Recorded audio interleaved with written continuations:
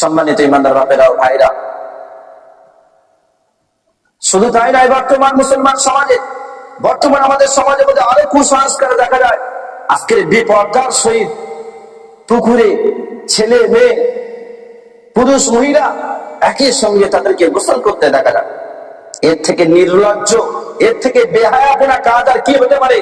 একই ঘাটে পুরুষ এবং মহিলা একই সঙ্গেই গোসল করছে, এটা সম্পূর্ণ হারাম। মহিলাদেরকে বেপরদার সাথে গোসল করা যেখানে সেখানে এটা সম্পূর্ণ হারাম বলা হয়েছে। তারপরেও আজকে মহিলা পুরুষ একই সাথে একই ঘাটে একই পুকুরে। সম্মানিত ইমানদার বাপেরাও ভাই, আল্লাহ সুবহানাহু ওয়া তাআলা থেকে আমাদেরকে হেফাজত করুন। একটা ছোট্ট ঘটনা বলি, হাদিস থেকে বর্ণিত। মা আয়েশা সিদ্দিকা রাদিয়াল্লাহু তাআলা আনহার কাছে শাম দেশের হিমস নামক বলে একটা জায়গা, সেখান থেকে কিছু মহিলা আসলেন আয়েশা রাদিয়াল্লাহু তাআলা আনহার কাছে। আয়েশা রাদিয়াল্লাহু তাআলা আনহা জিজ্ঞাসা করলেন, তোমরা কোথায় থেকে এসেছো? তারা বললেন, আমরা শাম দেশ থেকে এসেছি। আল্লাহ তখন আয়েশা রাদিয়াল্লাহু তাআলা আনহা তিনি বললেন, তোমরা কি শাম দেশের ওই জায়গার মানুষ, ওই দেশের মানুষ, ওই শহরের মানুষ যেখানে মহিলারা বেপরদার সাথে গোসল করে? তারপরে বলল, হ্যাঁ, আমরা সেই দেশের মানুষ, আমরা সেই শহরের মানুষ। আয়েশা রাদিয়াল্লাহু তাআলা আনহা তখন আল্লাহর নবীর মুখের বাণী শোনালেন যে মহিলা নিজের স্বামীর ঘর ছাড়া অন্য কোন জায়গায় নিজের কাপড়কে খোলে, যে মহিলা নিজের স্বামীর ঘর ছাড়া অন্য কোন জায়গায় নিজের কাপড়কে খোলে, অতএব এমন কোন জায়গায় নিজের কাপড়কে খোলে বা এমন কোন জায়গায় গোসল করে যেখানে পর নারী এবং পর পুরুষের আনাগোনা আছে,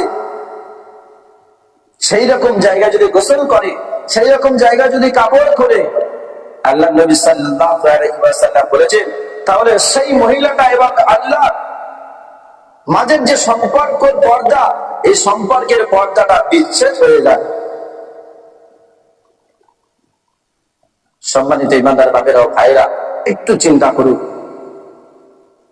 আল্লাহর সাথে সেই নারীর যে পর্দার একটা সম্পর্ক, সে সম্পর্কটা বিচ্ছেদ হয়ে যায়। আজকের বহু সমাজের মধ্যে প্রায় প্রতিটা এলাকাতে, প্রতিটা মহল্লাতে আজকে নারী পুরুষ একই সঙ্গে পুকুর ঘাটে একই সঙ্গে করে, সেখানে আবার কাপড় ছাড়ে। এর থেকে নির্লজ্জ বেহায়াপনা আর কাজ কি হতে পারে?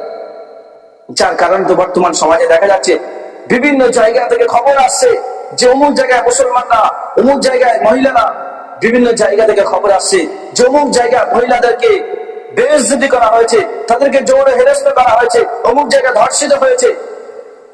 মনে রাখা দরকার, এই মহিলাদের বেপরদা চলাফেরার কারণে আজকের দিন দিন এই ঘটনা বারবার ঘটতে চলেছে। আজকের মহিলাদের শুধু বেপরদা চলার কারণে, তারপরেও তো আরো বলা যায় না, এমন ছোট ছোট ড্রেস, এমন নকশা করা ড্রেস পরে রাস্তায় বের হচ্ছে। সম্মানিত ইমানদার বাপেরা ভাইরা, এদিকে খুব বিষয়ে সচেতন হওয়া দরকার। সর্বশেষে নারীদের পর্দার 3টি স্তর আমি আপনাদেরকে শোনাবো। নারীদের পর্দার 3টি স্তর আছে। একটা স্তর হলো আল্লাহর সঙ্গে পর্দা করা, দ্বিতীয় স্তর হলো মাহরুম পুরুষদের সাথে পর্দা করা। 1 নম্বর হলো আল্লাহর সঙ্গে পর্দা করা, 2 নম্বর হলো মাহরুম পুরুষদের সাথে পর্দা করা, 3 নম্বর হলো গায়ের মাহরুম পুরুষের সাথে পর্দা করা। তাহলে প্রথম নাম্বার কি? প্রথম নাম্বার হলো আল্লাহর সঙ্গে পর্দা করা। আল্লাহর সঙ্গে পর্দা করার বিধানটা কেমন? যখন কোনো মহিলা নামাজে দাঁড়ায়, তখন তার উভয় হাতের কবজি থেকে মুখমণ্ডলটা এবং পায়ের পাতাটা গোলঘাট থেকে নিচে পর্যন্ত এতটা খোলা রেখে নামাজ পড়া, এটা হলো আল্লাহর সঙ্গে পর্দা, আল্লাহর সঙ্গে বান্দির পর্দা। দ্বিতীয় হলো মাহরুম পুরুষের সাথে পর্দা।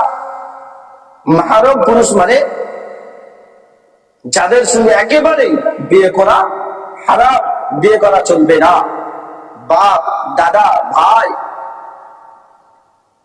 এরকম ভাবে নানা, ছেলে, নাতি, এরকম ভাবে যাদের সঙ্গে বিয়ে করা হারাম, তাদের সঙ্গে পর্দা করা কেমন? তাদের সঙ্গে পর্দা করার বিধান হলো 2 হাত গোড়া থেকে মাথা পর্যন্ত এবং হাঁটু থেকে নিচ পর্যন্ত পায়ের পাতা পর্যন্ত এতটা খোলা রাখা জায়েজ আছে। এতটা বাদ দিয়ে সমস্ত শরীরটা ঢাকাটা পর্দা করাটা শরীয়তের বিধান। নাম্বার 3, গায়ের মাহরম পুরুষের সাথে পর্দা করা। গায়ের মাহরম পুরুষ মানে যার সাথে কোনো না কোনো সময়ে কোনো না কোনো ক্ষেত্রে বিয়ে করা জায়েজ আছে, যেমন দুলাভাই, ফুফুতো ভাই, খালাতো ভাই, মামাতো ভাই, কোনো না কোনো ক্ষেত্রে যাদের সঙ্গে বিয়ে করা জায়েজ আছে তাদের সঙ্গে পর্দা করার বিধান হলো সমস্ত শরীরটা ঢেকে রাখা, মুখমণ্ডল থেকে শুরু করে হাত থেকে শুরু করে পায়ের পাতা পর্যন্ত ঢেকে রাখা। এটা ছিল একজন নারীর পর্দা। সম্মানিত ইমানদার বাপেরা, ভাইরা, এবার প্রত্যেকে নিজ নিজ জায়গায় ভাবি আজকে আমাদের মা বোনদেরকে পর্দায় রাখতে পেরেছি? সেই পর্দা অনুযায়ী চলছে তো? যদি না চলে তাহলে এখনই সচেতন করো।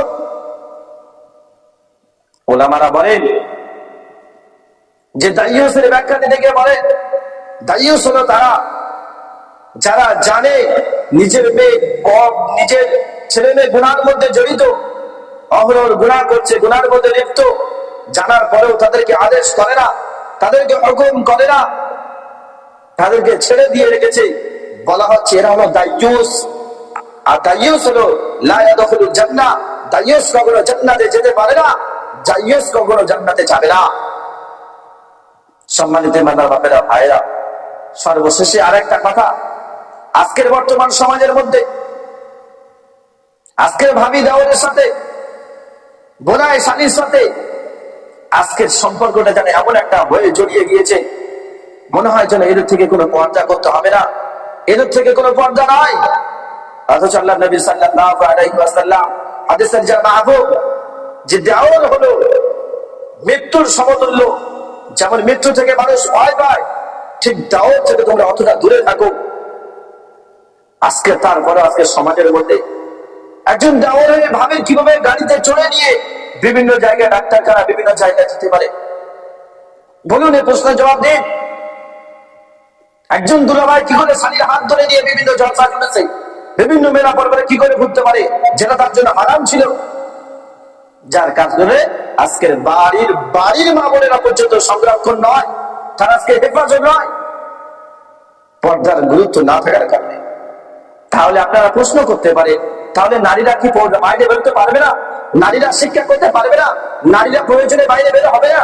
অবশ্যই বের হবে, অবশ্যই বের হবে, কিন্তু সেটা পর্দার সাথে নিজেদের শরীরকে ঢেকে নিয়ে বেরোবে। সেটা শিক্ষার ক্ষেত্রে হোক, কোন প্রয়োজনীয় ক্ষেত্রে হোক, অবশ্যই বেরোবে, সেটা পর্দার সহিত বেরোতে হবে। পর্দাটা বেরোলে এটা আল্লাহর বিধান। যদি কেউ পর্দা লঙ্ঘন করে, যদি কেউ পর্দা বেপর্দার সাথে রাস্তায় চলাফেরা করে, তাহলে তার জন্য সর্বোচ্চ একটা কাবিরা গুনাহ হবে, মস্ত বড় একটা গুনাহ হবে। যেমন জেনা করা একটা গুনাহ, মদ খাওয়া একটা গুনাহ, সুদ খাওয়া একটা গুনাহ, ঠিক অনুরূপ ভাবে এরকম তার বড় বড় গুনাহ তার একটা হতে না। মেরে মাহতারাম দোস্ত বুজুর্গ, সম্মানিত ইমানদার বাপেরা, ভাইরা, এই বিষয়ে খুব খেয়াল রাখা দরকার। আজকে আমরা যদি সমাজটাকে না পরিবর্তন করি, তাহলে কারা পরিবর্তন করবে? কারা পরিবর্তন করবে? কে সজাগ হবে? ওই জন্য প্রত্যেকের কাছে অনুরোধ করে বলবো, প্রত্যেকে এই বিষয়ে সচেতন হন, নিজের মা বোনেদেরকে পর্দার আদেশ দেন, তাদেরকে পর্দা বুঝিয়ে বলুন। সর্বশেষে একটা মোটা কথা আপনাদেরকে বলে দিই, পর্দা হলো তারই নাম, পর্দা হলো তারই নাম। এমন ভাবে শরীরটাকে ঢাকতে হবে যে শরীরের পরিকাঠামো গুলো কোন রকম ভাবে না যারা বোঝা যায়, এটাই হলো আসল পর্দা।